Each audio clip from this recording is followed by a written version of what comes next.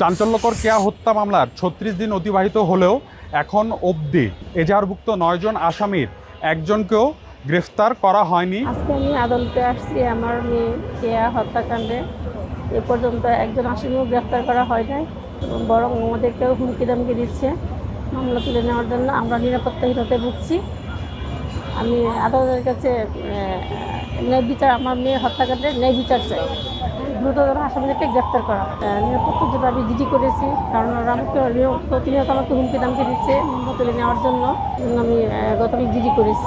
আমার যে নাতনি, তার জন্য নাতনি আমাদের বাসায় আছে, আমাদের হেফাজতেই আছে, কিন্তু তাদের যে বস্ত্র সামগ্রী ওর প্রয়োজনীয় জিনিস দরকার হয়েছিল, এখনো পর্যন্ত সেগুলো আমাদের কাছে দেয় নেই। প্রায় কাঁদে মার জন্য, মাকে অনেক মিস করে তারা।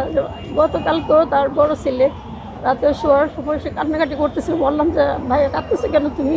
বলেছে আম্মুর কথা খুব মনে পড়তেছে, আম্মুকে খুব মিস করছি। প্রায় ওর মাকে খুব মিস করে কান্নাকাটি করে মার জন্য।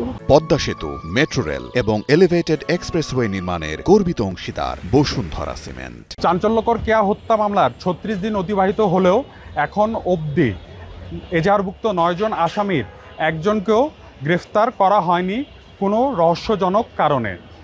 আজ এই মামলার নির্ধারিত তারিখ ছিল।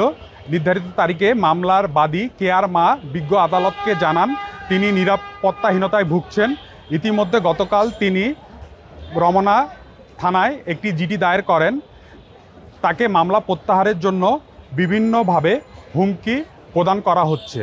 তিনি আদালতের কাছে আসামিদের দ্রুত গ্রেফতারপূর্বক ন্যায় বিচার প্রার্থনা করেছেন। পাড়ায় ভিকারুন্নেসার সাবেক শিক্ষার্থী কেয়াকে রান্নারত অবস্থায় তার চার সন্তানদের সামনে নির্মমভাবে হত্যা করা হয়। ঘটনার পর তার হাজব্যান্ড শিফাত তার স্ত্রীর মরদেহ হাসপাতালে রেখে পালিয়ে যান। অতঃপর তার হাজব্যান্ড শিফাত বিভিন্নভাবে এই সুপরিকল্পিত হত্যাটিকে আত্মহত্যা বলে প্রচার করেন। এই মামলার বাদীর প্রশ্ন হচ্ছে, যদি তার মেয়ে আত্মহত্যাই করে থাকেন তাহলে শিফাত কেন হাসপাতালে লাশ রেখে পালালেন? এবং কেয়ার শরীরের বিভিন্ন অংশে ক্ষতচিহ্ন রয়েছে। তার যেটা দাবি সেটি হলো যে তার কন্যাকে সুপরিকল্পিতভাবে হত্যা করা হয়েছে।